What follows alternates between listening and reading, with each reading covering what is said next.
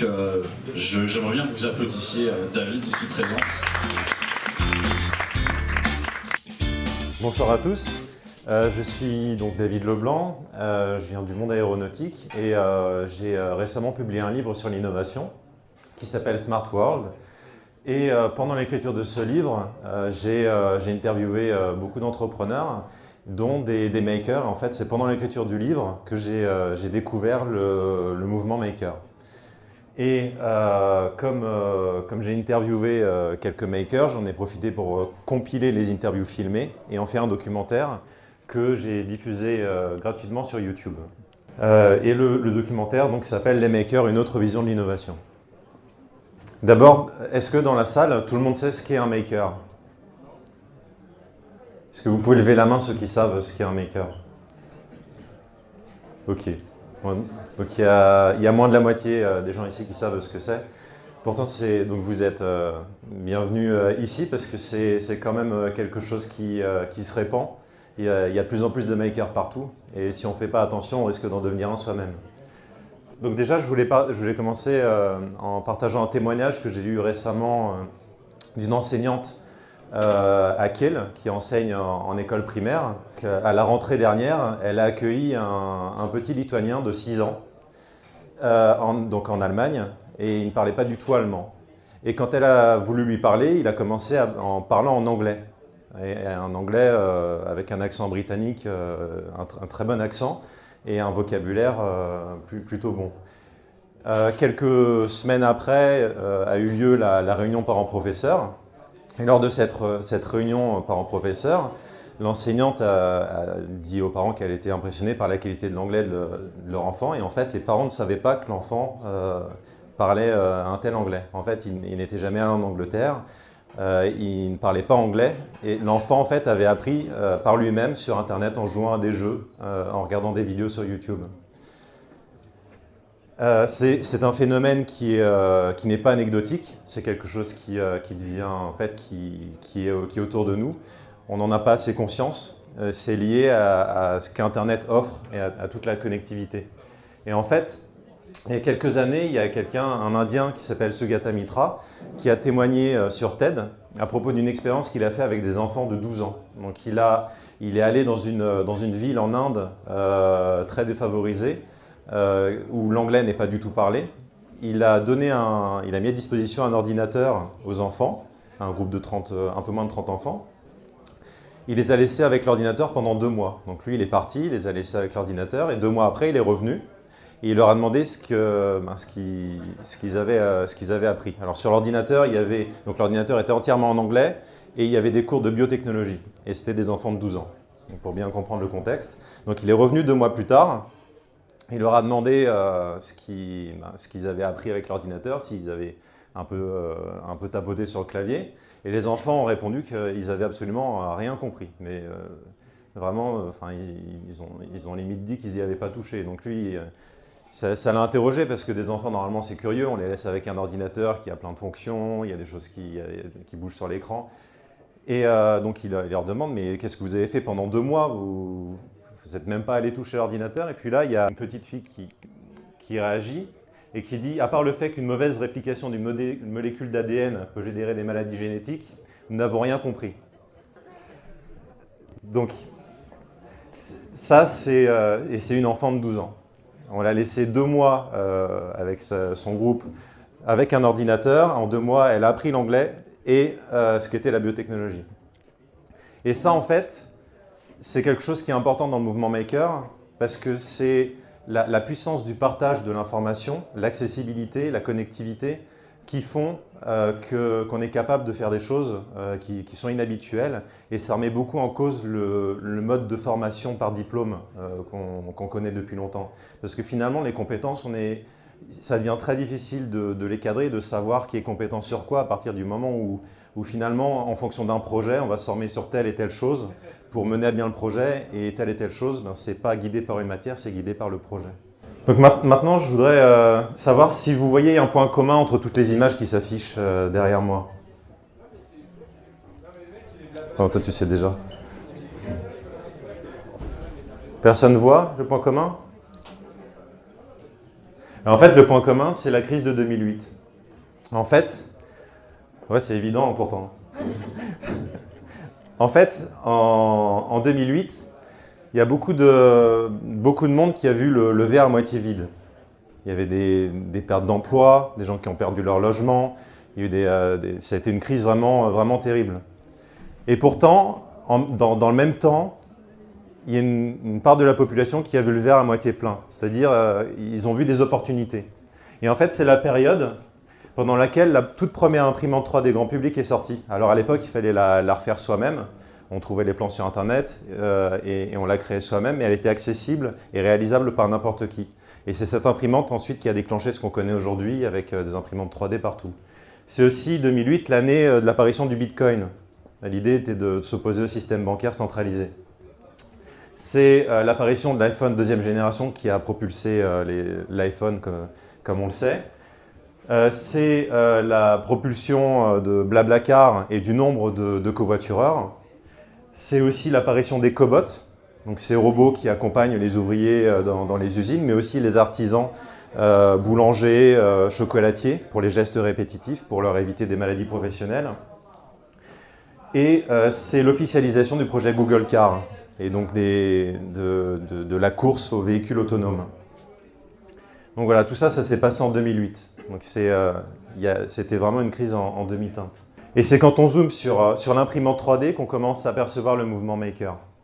Alors j'ai parlé de la connectivité tout à l'heure, mais c'est aussi ce qui a aussi lancé le mouvement maker, c'est tous ces outils de production qui ont permis de faire facilement soi-même chez soi, dont l'imprimante 3D fait partie et est un vrai symbole. Donc finalement, qu'est-ce que c'est qu'un maker?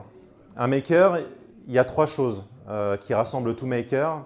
C'est le plaisir qu'il a à apprendre, à créer, au sens de vraiment faire concrètement les choses, et à partager, au sens de transmettre une connaissance, de se remettre en question, d'animer un groupe, vraiment partager au sens large. Et le mouvement maker hérite de trois choses, donc les outils de production de la connectivité dont je viens de parler, les valeurs et les principes du mouvement do it yourself, qui n'avaient pas forcément la connectivité, et les règles du monde libre et open source. Alors qu'est-ce que c'est que le do it yourself? En fait, le do it yourself, c'est un mouvement qui est né dans les années 60 et qui partageait des principes ou des valeurs, selon la manière dont on le voit, qui s'opposaient à un système qui était dénoncé à l'époque. Par exemple, le do it yourself supportait les cultures alternatives au pluriel. Vraiment, on a tous des goûts différents, des sensibilités différentes. Et donc l'idée, c'était de faire ressortir ça en animant des communautés diverses et variées. Et c'était donc il s'opposait à un système où on encourageait plutôt la culture des masses. Donc une culture, et finalement, la différence, elle était stigmatisée, ou on préférait s'adresser à un public parce que c'est aussi plus facile pour vendre. Le do it yourself, c'est aussi le fait main original face à un système où on encourage plutôt la nouveauté industrielle. C'est l'empathie et l'apport de réponse à des besoins précis par rapport à des productions qui sont plutôt donc des nouveautés génériques. Et ensuite, on va chercher à faire adopter ces nouveautés par la masse. C'est l'accessibilité des choix aux consommateurs à l'échelle locale, avec les cycles courts, etc., par rapport à la délégation des choix à des grandes enseignes. Par exemple, lorsqu'on va faire ses courses chez un producteur local, donc dans des petits magasins, le jour où un fournisseur ou un vendeur ne correspond plus à nos valeurs ou ne fournit plus ce qu'on veut, on peut changer. Alors qu'à partir du moment où on a délégué le choix à des grandes enseignes qui deviennent monopolistiques, finalement, le jour où ça se passe mal, on continue d'acheter dans ces enseignes-là. C'est la décision horizontale. Donc, on met en place des règles. On se met tous d'accord sur des règles, on les respecte, c'est un peu démocratique, par rapport à quelque chose qui est un peu plus totalitaire, où on a un contrôle, donc une décision qui est prise en haut d'une pyramide et qui redescend avec des filtres à chaque niveau. Donc voilà, c'est une confrontation entre ces deux systèmes, et ça, c'était plutôt des principes d'environnement. J'insiste vraiment sur le fait que dans le mouvement Maker et même dans le mouvement Do It Yourself, on parle bien de plusieurs courants, de cultures alternatives au pluriel. C'est-à-dire que ce que je liste ici, ce n'est pas forcément partagé par tous les membres de la communauté. Il y a vraiment différentes visions de la chose. Ensuite, on a les principes qui sont plutôt d'action. Donc on encourage dans le do-it-yourself le faire soi-même, vite et pas cher, par rapport à plutôt être dans l'attente. On essaie de trouver quelqu'un qui fait le service, on remplit des documents, on va décrire vraiment le besoin à fond, on va passer du temps, beaucoup de temps à concevoir à travers de la théorie. Dans le do-it-yourself, on va plutôt encourager le faire soi-même et pas cher. Dans le do-it-yourself, on va plutôt chercher à recycler et à réparer par rapport au système d'énoncé qui est plutôt acheter impulsivement des gadgets dont on n'a pas forcément l'utilité. Dans le mouvement do-it-yourself, ce qui est aussi fort, c'est qu'on va chercher à aider bénévolement et avec bienveillance face à un système où on va plutôt chercher à vendre. À chaque fois qu'on rend un service, on va chercher à vendre le service qu'on rend. Et à l'inverse, le jour où on a besoin, on va payer le service dont on a besoin. Dans le do-it-yourself, on va défendre et partager ses valeurs. Face à un système, on va plutôt se plier à des valeurs tierces en fonction, par exemple, pour qui on travaille ou en fonction d'intérêts, en fonction des situations. Et on va soutenir ces valeurs qui ne font pas partie de nous. Et enfin, et ce qui est très présent dans le mouvement Maker, par héritage, c'est on va prendre plaisir à développer une idée, on va la réaliser concrètement et ensuite on va chercher à la partager avec d'autres personnes. Face à un système, donc celui qui est dénoncé dans le mouvement Do It Yourself, c'est un système où on va plutôt intégrer un poste par opportunité, on va filtrer l'information, développer son incompétence par la limitation du partage et enfin trouver le plaisir ailleurs, puisque comme on ne le trouve pas au travail, on va le chercher ailleurs. Ensuite, plus tard, on a le mouvement du libre et de l'open source qui va se développer dans les années 1990. Donc là, ce sont trois personnages clés de ces mouvements. Premièrement, donc le père du libre, Richard Stallman, qui lui il va créer le libre. Ensuite, on a Eric Raymond qui lui verra dans les idées de Richard Stallman quelque chose qui est un peu trop extrême pour lui et pas assez commercial. Donc il va améliorer les règles du libre et les appeler open source pour les rendre plus viables commercialement parlant. Et enfin, on a Linus Torvald qui a inventé Linux. Ça dépend où est la racine, mais en tout cas, c'est lui qui a donné une partie de son nom. Et lui, en fait, Linux, c'est aujourd'hui ce qui est présent sur tous les téléphones sous Android, par exemple. Ça hérite de la même racine que tout ce que fait Apple en termes de logiciel, c'est Unix. C'est aussi Linux qui fait fonctionner Internet aujourd'hui. Beaucoup de serveurs fonctionnent sur Linux. Maintenant, qu'est-ce que c'est que le libre? Donc ça concerne ici les programmes informatiques et le mouvement Maker les a étendus à bien plus de choses, à du matériel. Le libre, on peut qualifier un logiciel de libre à partir du moment où on peut l'exécuter pour tout usage. On ne va pas contraindre l'utilisation du logiciel à une activité particulière. On va permettre d'étendre l'utilisation. On va autoriser l'étude, la dissection du logiciel. On va autoriser la modification pour une adaptation, pour des améliorations en fonction d'un besoin précis. Et on va autoriser la distribution. Donc la distribution à volonté du logiciel créé. Maintenant, on va parler d'open source. L'open source, d'abord, il faut comprendre ce que c'est qu'un code source pour comprendre ce que c'est que l'open source. En fait, un code source en logiciel, c'est comparable à un plan en architecture, à une partition en musique, à un texte en littérature et un schéma structurel en électronique. Alors un programme est open source si son code est libre, donc il respecte les règles précédemment citées, mais en plus, il doit être disponible sur Internet. Donc on doit avoir une plateforme sur laquelle on peut télécharger le code source. Il doit être signé à chaque fois qu'une modification est réalisée sur le code. On doit voir qui a fait la modification et surtout conserver le nom des auteurs précédents qui nous permet de savoir qui a modifié quoi à quel moment. Ça s'appelle du versionning, il y a différentes façons d'en parler. Le logiciel open source, il est inclusif, Donc, il est autorisé à toute communauté ou tout secteur d'activité. Il est indépendant d'une plateforme, d'un système d'exploitation. Le jour où on veut que le code puisse s'exécuter sur un Linux, sur un PC, sur un Mac ou toute autre plateforme, smartphone, etc., ça doit être possible. C'est pas, la licence ne l'interdit pas. Au contraire, elle l'encourage. Le code doit être modifiable. En fait, en logiciel, quand on réalise un code, donc on l'écrit soi-même et on le compile. Et on le rend finalement illisible par un être humain. Ben, ce qui doit être disponible, c'est la partie lisible. Parce que le code doit être facile à modifier et lisible par un être humain qui maîtrise le même langage que la personne qui avait codé le logiciel à l'origine. Il doit donc être aussi, il est héréditaire, c'est-à-dire que si on prend un code open source et qu'on le modifie, on doit continuer à respecter les règles de la licence open source. Par contre, ça reste tolérant parce que si on utilise un code open source et un code propriétaire, la licence open source n'affecte pas le code propriétaire.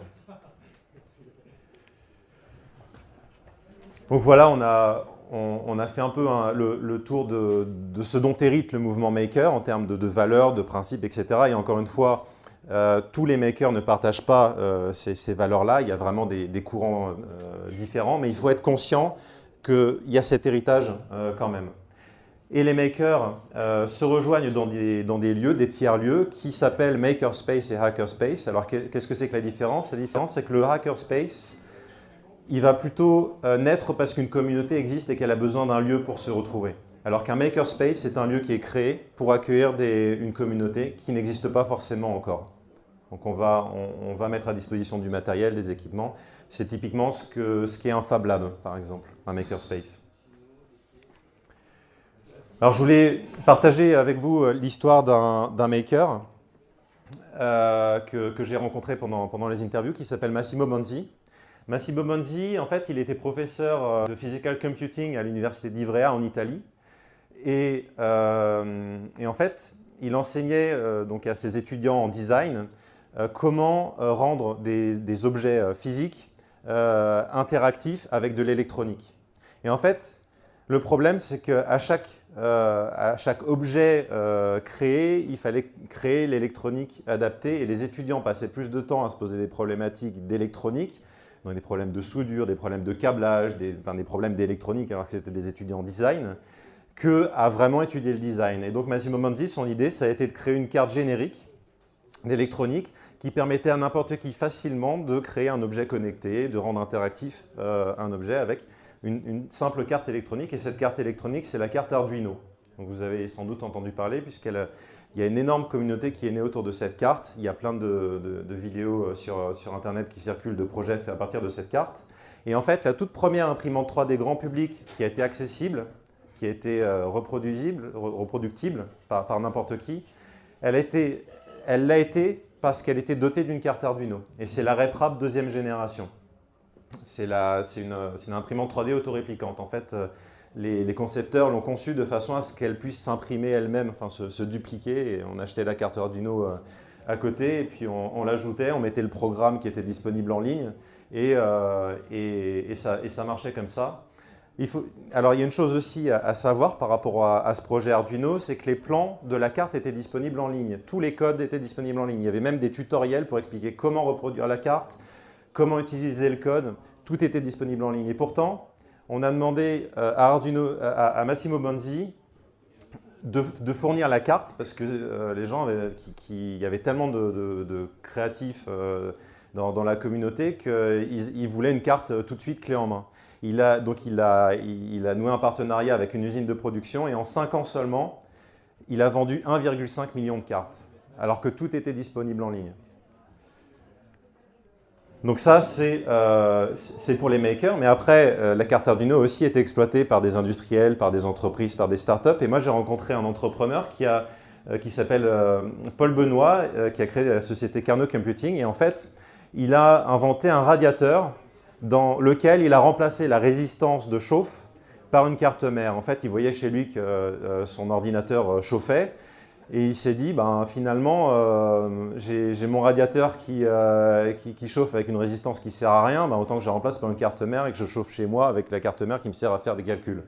Et donc, il a mis la carte mère dans le radiateur, il a relié le radiateur par fibre optique sur Internet, il vend la puissance de calcul du radiateur à des banques, des assurances, des laboratoires de recherche, et il rembourse l'électricité consommée par le radiateur aux particuliers chez qui le radiateur est installé. Et ça, en fait, ce projet, le prototype, le tout premier prototype a été fait avec une carte Arduino pour le contrôler.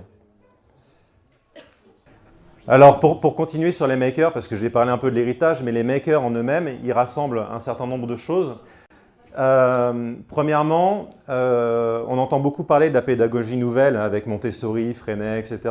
Et en fait, cette pédagogie nouvelle, elle défend un certain nombre de choses qui sont présentes chez les makers. Les makers, ils ont une certaine autonomie, ils sont très participatifs puisqu'ils agissent en communauté, que ce soit en communauté sur Internet ou physique à travers des événements. Ils vont être à la recherche d'un feedback rapide, c'est-à-dire que quand ils vont construire un projet, ils vont chercher à découper le projet en phases, en petites phases pendant lesquelles ils vont pouvoir atteindre des objectifs à court terme, donc pouvoir mesurer la qualité de leur production. Et la consolidation, ben, c'est le partage, c'est apprendre de ses erreurs, c'est tout ça. Donc ça, les makers répondent donc à ces particularités de la pédagogie nouvelle. Ensuite, le maker, c'est aussi un innovateur. En fait, on a un chercheur américain qui s'appelle Clayton Christensen qui a étudié l'innovation et qui a défini ce qu'était un innovateur. Donc, il a publié un livre qui s'appelle Le gène de l'innovateur. Et en fait, les makers rassemblent aussi ces qualités, les qualités d'observation, de questionnement, de réseautage et d'expérimentation. Donc, là, après avoir vu tout ça, finalement, quand on regarde un peu plus l'innovation, souvent, on s'est inspiré de la nature. On a constaté des choses dans la nature qui étaient performantes et on a essayé de les imiter. C'est ce qui s'est passé avec l'avion. Quand on a regardé des oiseaux, on a voulu faire la même chose, on a fait un avion. Pour la robotique sous-marine, on se rend compte que les robots sous-marins tels qu'on les a imaginés, ils n'ont pas forcément un grand rendement. Et en imitant les poissons de la nature, on se rend compte qu'il y a des performances extraordinaires. Au niveau de l'informatique, l'intelligence artificielle s'inspire des réseaux neuronaux. Et finalement, le maker, la manière dont on crée les makers, dont on les définit, les échanges qui sont créés, finalement, est-ce que ce n'est pas quelque chose de naturel?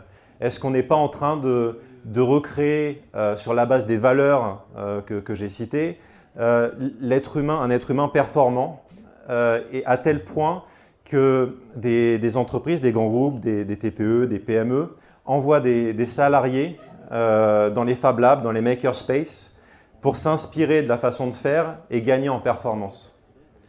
Donc, voilà, donc la dernière question, c'est une question ouverte, c'est est-ce que finalement, le maker, ce n'est pas une nouvelle technologie humaine basée sur le meilleur de ce qu'on peut trouver chez l'humain. Voilà, je vous remercie.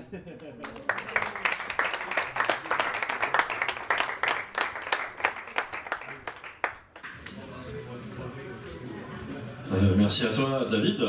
Alors là, on passe à la phase de questions-réponses entre vous et l'intervenant. C'est pas une question, c'est juste une remarque. J'ai envie de dire, chasser le naturel, il revient au galop. Pour ceux qui ont compris, finalement, c'est un humain tel qu'on le connaît, tel qu'on le conçoit, s'il a envie d'être lui-même, ou le meilleur de lui-même, c'est ce que tu disais, tu développais vers la fin, c'est comment on redevient soi-même, quelque part. Comment, après avoir appris, peut-être qu'on doit désapprendre pour revenir à l'essentiel, revenir à soi. C'est vrai que s'il y a des étudiants dans la salle qui font des études et qui se disent mais j'apprends des trucs et puis après il faut que je les apprenne. Non, il faut faire des études, c'est très intéressant, très important, ça donne une couche vraiment de connaissances. Mais peut-être qu'il y a des moments dans la vie, il y a des virages qui s'opèrent. Je pense que c'est ce qui arrive à certains. Et je pense le virage de faire soi-même, le virage d'avancer avec les autres. Et de dire je ne reste pas seul. Cloisonné chez moi, je m'ouvre. Voilà. Je ne sais pas si c'est une question pour toi, mais tu peux rebondir éventuellement. Je pense que c'est... Ça suit un peu ce que j'ai expliqué, ce que j'ai exprimé. Il y a le gentil monsieur a une question aussi. Ouais, moi j'ai une question, est-ce que toute technologie est open sourçable? Alors, ça dépend, ça dépend de ce que tu mets derrière ta question, parce qu'il y a des... si on parle en termes commercial, on peut évidemment pas tout partager. Il y a des limites qui sont visibles.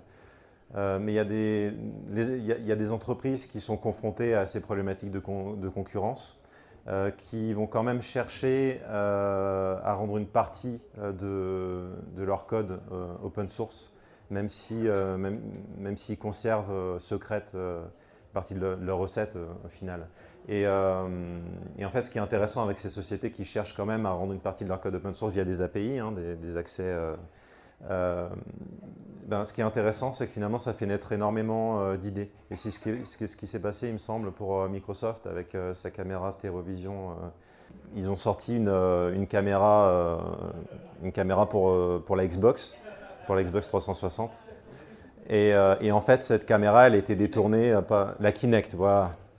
Elle a été détournée par le mouvement Maker pour faire plein d'autres programmes. Et je crois qu'au début, ce n'était pas voulu. Et quand ils se sont rendus compte que ça augmentait leurs ventes, ils ont décidé de développer une API et puis ça a boosté. En fait, il y a même des véhicules autonomes dans certaines universités qui ont été développés avec une Kinect. Y a-t-il Madame la représentante de la ville de Strasbourg? Alors moi j'avais deux questions. Une question c'était de savoir finalement d'où venait le virus des makers. Finalement vous avez mentionné l'éducation ou peut-être d'autres choses. Voilà d'où finalement ça vient. Et puis l'autre chose c'est la relation entre ce mouvement de makers, les gens qui font les choses et l'entrepreneuriat, parce que la passerelle n'est pas toujours évidente. On se dit on fait un truc pour le vendre, mais finalement c'est pas si automatique. Donc voilà, comment les makers d'un côté se développent et la passerelle vers l'entrepreneuriat. Alors c'est assez difficile de donner l'origine du mouvement. En fait, le nom Maker, il a été donné par Dale Doherty à San Francisco, mais il a aussi donné le nom Web 2.0, mais c'est pas pour ça qu'il les a inventés. C'est des choses qui existaient déjà avant. Et en fait, quand on regarde un peu des gens qui font, des artisans, des passionnés, des maquettistes, etc., en fait, c'est autour de nous depuis toujours. Là, c'est juste qu'on a mis un nom sur le mouvement, on lui a attribué des valeurs qui rassemblent et on dit, en fait, le mouvement Maker, ce qu'il dit aux gens, c'est regardez, finalement, on peut réussir à avancer ensemble, faire des choses incroyables, et tout en respectant nos convictions et en restant en bonne santé mentale. Après, au niveau de l'entreprise, alors moi, parce que en fait à la base j'ai écrit un livre sur l'innovation, le mouvement Maker c'est une partie de ma recherche. Au niveau de l'entreprise, il y a ce qu'on appelle le Lean Manufacturing qui est apparu dans les années entre 50 et 70 et c'est Toyota qui a lancé ça. Et en fait, donc ça s'appelait le TPS et ça a été formalisé par les Américains en tant que Lean Manufacturing. Et en fait, ça fait souvent sourire le Lean Manufacturing quand on en parle en France ou en Europe, parce que la plupart du temps, on met l'étiquette Lean et en fait, on applique le modèle de Taylor. Et on rigole, on dit ça marche comme avant, c'est pas plus performant. Sauf qu'en fait, le Lean Manufacturing, c'est ce qui a permis à Toyota de passer de dernier de la classe, une société au bord de la faillite, au numéro 1 mondial en l'espace de 20 ans. Et en fait, qu'est-ce que c'est ? C'est tout simplement l'industrie basée sur l'humain. En fait, la condition au Japon où ça a été développé, les syndicats avaient un fort pouvoir. Et quand Toyota a voulu relever le défi d'arriver au niveau des Américains, General Motors, etc., ils ont dit c'est pas possible, on ne peut pas appliquer le même modèle. Et ils ont remis l'humain au centre, ils ont donné la responsabilité à chaque personne dans l'usine Et ils ont inventé ce qu'on appelle l'amélioration continue, où finalement on va arrêter la chaîne de production à chaque fois qu'il y a un bug et on va y réfléchir. On va demander aux experts sur place d'y réfléchir et non pas une tête qui est peut-être à des milliers de kilomètres, de réfléchir au problème qu'elle n'a pas vu, qui est réel sur place. Et en fait, alors l'explication pourrait durer très longtemps sur ce sujet parce que c'est quelque chose qui est vraiment complet et intéressant. Et là où je veux en venir, c'est que ça a inspiré plein de méthodologies qu'on connaît aujourd'hui, autant dans les startups que dans les sociétés. Les méthodologies agiles avec Scrum, ça a inspiré les méthodologies de design thinking. En fait, tout ce qu'on connaît aujourd'hui, ça date des années, ça a été inventé dans les années 50. Bon, aujourd'hui, on en parle comme étant innovant, mais ça s'est développé depuis les années 50. Et donc, c'est le lien avec l'entreprise, c'est que finalement, on a déjà fait la preuve que c'était performant. C'est juste que structurellement, c'est difficile de changer. La transformation, surtout quand on a des mastodontes, c'est très compliqué d'appliquer des transformations. Je vois personne lever la main, donc vous pouvez applaudir